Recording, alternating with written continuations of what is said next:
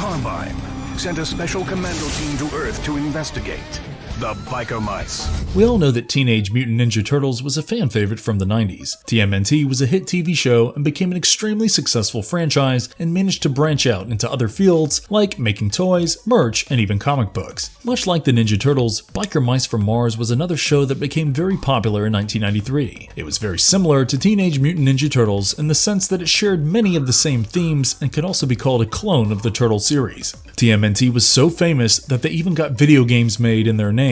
Even now, we have TMNT as playable characters in the newer Injustice games. In much the same way, Biker Mice from Mars also gained popularity among children quite fast. Soon enough, they had their comics, merch, and even a game on the Super Nintendo. Let's get to that warehouse, pronto! Oh, man! Don't talk with your mouth full, Vincent. It's disgusting. It's quite simple to see how and why Biker Mice is a clone of TMNT. Their characters are similar, and so are the storylines to an extent. Heavy metal and kid-friendly cartoon action were blended distinctively by the series creator Rick Ungar. Even though the Biker Mice possess cybernetic weaponry inside of them, the battles were very low-key by today's standards. It was one of the few animated series to exploit climate change as a continuing plot point. The Plutarchian dictator Lawrence Lactavius Limburger, who destroyed Mars, was the target of a vendetta held by Throttle, Moto, and Vinny. Notably, a lot of the Plutarchian enemies had cheese-related names. Biker Mice from Mars ended in 1995, but Ungar brought it back in 2006 with a brand new series. The majority of the cast and characters were brought back for one more season of 28 episodes, which was less of a reboot and more of a continuation of the original. Before we go into our explanation, we have a very small request. If you like our content, please support us by subscribing to our channel. This is a small click for you, but for us it means a lot. Thank you, and let's begin. It all started with a Marvel comic series. Around the same time as the release of the animated series, Marvel published some comics on Biker Mice from space. 3 great issues told short stories about the Biker Mice's past. The first issue explored how the Biker Mice crashed into Earth while they were in space. It turns out that the Plutarchians shot down their spaceship. All this happened right when the bikers were talking about how their lives used to be so full of action. The timing was quite apt. The issue later goes on to explore and explain how they ended up in the Last Chance garage as an HQ. The second issue observes some humans that are plotting against the mice. Their plan is to kidnap Charlie and draw out the bikers. However, they did not anticipate the Biker Mice to be as strong as they were because they overpowered their enemies and rescued Charlie. Before this, there is an introductory bit where the mice talk about how they fought a war to save their home planet Mars. The third issue was just as action-packed, and not just that, they made a little Easter egg out of the issue. It's titled Exterminator. Remember the evil humans I mentioned earlier? One of them is the evil scientist, Carbuncle, who creates this being that pretty much is identical to the Terminator from the movies, except it fits into the cyber mouse aesthetic. The characters are kept very real and similar to the ones in the TV series, and you often see them using the same catchphrases. All in all, I think it was a great one-shot comic edition just for a bit of extra lore.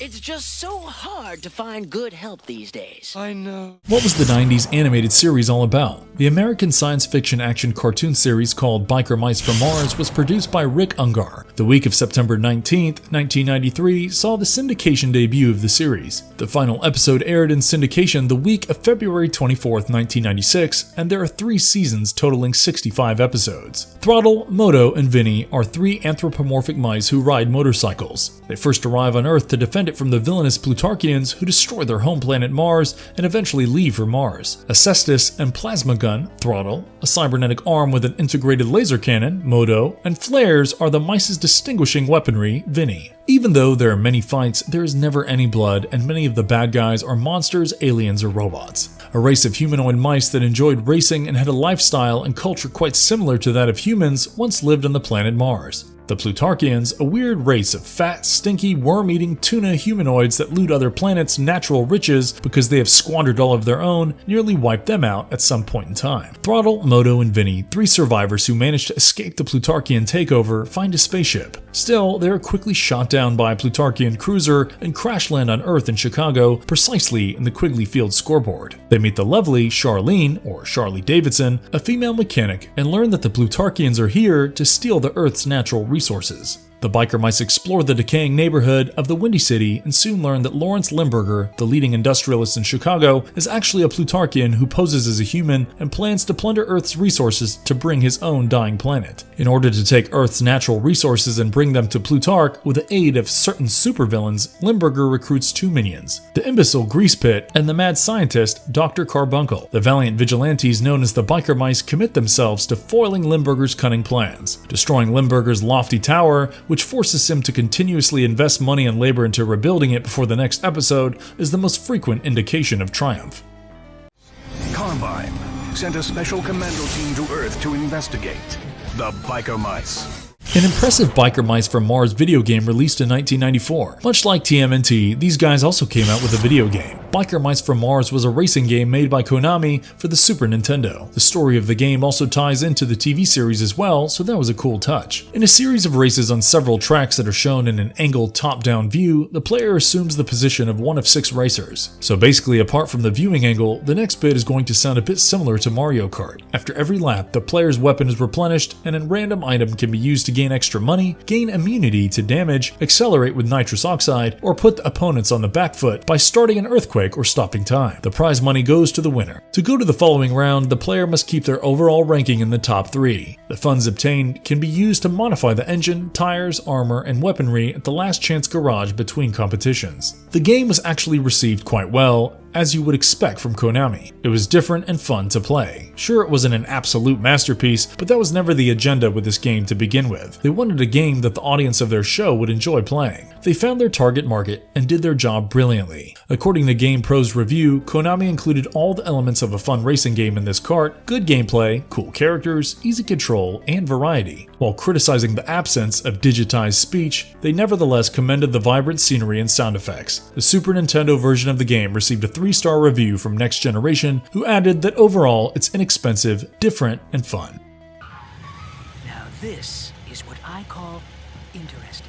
The 2006 reboot of the animated series was underwhelming. In 2006, there was a reboot of the series of sorts. It was just 1 season long, and it was a continuation of the story from the 90s. The season had 28 episodes, and one of the voice actors, Jim Ward, won a Daytime Emmy for his role as Imor in one of the episodes. The Biker Mice return to Earth in this episode, which takes place a few years after the first season's events. The malevolent Catatonians, a race of cat-like beings who long for the Regenerator and have long been competitors of the Plutarchians, serve as the main enemies in this series. They get it, but destroy it in the process, forcing the Biker Mice to flee to Earth and construct a new one. Characteristically, the mice are essentially the same as before. Still, now that they have been officially organized into a special commando squad, Throttle's leadership position has been formally acknowledged with the rank of commander. There were also some changes to their costume designs. Vinny now carries powered shuriken and powered gloves that are identical to Throttle's. Moto now has new boots and a cutting torch in his mechanical arm, and Throttle now sports new sunglasses, a single green shoulder belt under a new, shorter vest, and a single powered glove has been changed for twin powered gloves that also function as laser blasters. All 3 characters also have new helmets. The fact that they have been rendered significantly less muscular, considerably less hairy, and more anthropomorphic than in the original series is more contentious for fans of the original series. All 3 of them have new motorcycles as well. Throttle has an emerald green cruiser, or roadster, in place of his previous black chopper, or softail, and Vinny has a red superbike that is a lot like his previous one. Moto has a pearlescent purple-blue 3-wheeled chopper that he nicknames Hard Case. New weapons, enhanced artificial intelligence, and the ability to fly, swim, and traverse all terrains are added to all 3 motorcycles. The show did well to give the newer generation a taste of Biker Mice, but it understandably did not reach the same popularity that the old series had. That's not to say it wasn't a great show. They get a lot of the elements right from the old show, and there was a slight change in art styles, but nothing that took away too much from the original. But again, that's just my opinion.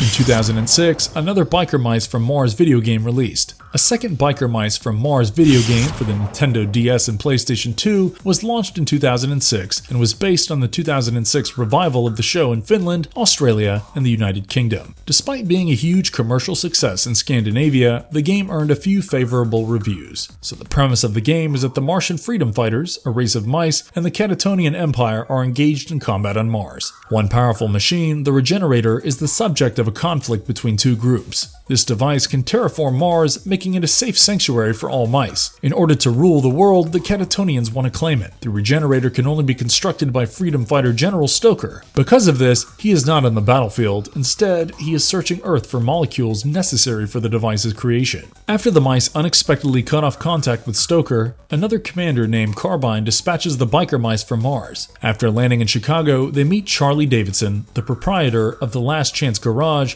which serves as the biker mice's home base. They soon come to understand that the Catatonians, led by General Hairball and Cataclysm, are looking for Stoker on Earth in order to secure their ownership of the Regenerator. Since he has his own Regenerator that he utilizes for his wicked money-making operations, but is running low on power, evil billionaire Ronaldo Rump, a spoof of Donald Trump and Ricky Ricardo with the big butt, also wants Stoker. As the game progresses, the player switches between the characters Throttle, Vinny, and Moto while navigating boss fights and other challenging levels. It's understandable what they tried to do with this game. TMNT was making a return, so executives of Biker Mice probably wanted to cash in again. The only problem was that it wasn't the most excellent game ever made. To be honest, if you look at the reviews on the internet, it's mostly just people being outraged and disappointed. And this makes a lot of sense. The game is very poorly designed. It has two parts to it. One being a side view brawler like Mortal Kombat, and the other is a motorcycle race. The brawler is not fun to play because the controls aren't very responsive. Collision detection is quite wonky too, so the overall experience is just frustration. The motorcycle race looks like a Road Rash ripoff, but is less fun. There are no defined objectives, and you just race against the clock. There is no story explanation or anything at all. The race is especially weird because if you shoot and kill other racers by accident, because it's impossible to aim in the game, your clock timer increases. However, we aren't told or even given any hints about who we are shooting, where we are going, etc. There aren't even any voice lines for any of the characters, which is way more confusing because this game came out on more advanced consoles than the Super Nintendo, and even that had voice lines. Overall, the game was just not up to the standard you would expect a franchise like this to maintain. The 2015 mobile game was not exactly up to the mark. In 2015, Ninth Impact published a Biker Mice from Mars mobile game for iOS and Android via the App Store and the Google Play Store. The game is broken up into episodes, each of which has a unique plot that develops as the player finishes the levels. Rick Unger, the author of the Biker Mice series, commented on the new game, saying that in addition to the non-stop action, fans of the series would also enjoy the snappy dialogue, iconic catchphrases, and irreverent humor. Players select a Biker Mice character and ride around Chicago's streets while exploring routes or fending off foes. A level's completion exposes the next chapter of that episode's tale. The Endless Runner genre's standard swipe and tap controls are used in the game, but the laser shooting, pursuits, boss fights, and extensive usage of the plot throughout give it a fuller experience than the conventional Endless Runners. So it was a lot like Subway Surfers, but differently interesting. The game's creators, illustrators, and producers have all been longtime viewers of the program. Players can unlock cards, trivia, and minigames as they finish levels or reach certain goals in the Endless mode. Fans of the program or others who are unfamiliar with it and want to find out what all the fuss about nostalgia is about will enjoy these detailed cards from the show. Beyond this, honestly there isn't much information about the game on the internet, and it wasn't even good enough to get critic reviews. It's possible that perhaps the age group that is familiar with the franchise and the age group that played such games on the phone back then were not overlapping enough. It could have also been because the game was maybe just not good enough compared to its competitors, but these are just my theories. He'll go. I don't care who goes. Just somebody go already. A promising rumor floated around since 2017. Back in 2017, there was a rumor floating around that told us that there was going to be a live-action movie of Biker Mice from space. What happened was that a movie poster was released on social media platforms that drove fans absolutely crazy. The poster showed pictures of the three mice, Moto, Vinny, and Throttle. The poster also stated that it was being created by the same people who made TMNT and the A-Team. So at that point, it was pretty believable that it could have been a real thing. More interesting than that was the fact that the poster showed the names of the three actors who would play these roles. Ice Cube, Bradley Cooper, and Chris Tucker were the names at the head of the poster. Yeah, they portrayed it as a very big budget blockbuster movie. However, it has been quite some time since then, and we still don't have a movie, so it can be safely said that this was either a prank or just someone practicing drawing movie posters and wanted to pull everyone's leg for fun. We will never know. Yeah, how about a little barbecue? Could we have another rebooted animated series? There is a possibility that there may be yet another reboot soon. All we know about this is that Rob Paulson spoke to comicbook.com mentioning that there have been rumors of a new reboot with many new characters. So, while you should take it with a grain of salt, since there was no movie made either despite the live-action movie poster, since it is one of the main original voice actors who said this, there may just be some truth to it. And this would make quite a bit of sense too, because online streaming platforms are being extremely competitive right now. Someone might just want to cash in on the idea. Anything else we found is mostly rumors and online reports, so nothing official so far. It's possible that Liam Hemsworth will voice Throttle, Josh Peck would voice Vinny, and Jack Black is a potential option for Fred the Mutant. Besides that, it might be produced and directed by Paramount Pictures and Michael Bay. That's pretty much all we know so far about this new movie. Actors who could be a perfect fit for a live-action project. These are just more potential options that casters may explore. Emily DeRavin as Charlie Davidson. She has a certain look and stifling voice that could fit the role really well. Bradley Cooper or Alexander Skarsgård as Throttle is also something that is popular on their online forums, mainly because of their overall presence and main character vibe. We could also expect Chris Hemsworth or Jason Momoa to play Modo because their voices are very heavy and raspy. They're incredibly well built and are actually gentle giants. Thor is always taking care of his people no matter what, and Khal Drogo showed a soft side to his wife as well. For the role of Vinny, I think someone like Sean William Scott would be a perfect fit because of the huge array of comedy films he's done before. That snappiness would really bring a lot of the character to life. Zac Efron could also be a decent fit here if we look at his performance in Neighbors. We could go on about the casting options for different characters, but that conversation might just become endless in nature, so we'll end it here. Let's get fast and furious! If you want our bikes, you're gonna have to come through us. Conclusion. So to wrap it all up, the franchise has been a very long and old one with a lot of opportunities to create stories and branch out. As we have seen in the past, the creators are more than ready to create a whole world around the brand, so we shouldn't be surprised if we start seeing some new Biker Mice exclusively on some OTT platform. Back in the 90s, this show was a major hit and really struck a chord with the kids of that time. It really brought together the idea of teamwork and leadership while being a little harsh, sure, but I think providing the harshness of reality to these kids in bite-sized doses was a great touch. At the end of it all, it's a very loved series by those who watched it as a kid and may be popular still for some time to come. And if you liked our content, don't forget to leave a like and subscribe to us if you haven't already. Have a good one and be safe. Thanks everyone. And furious! If you want our bikes, you're gonna have to come through us to get them.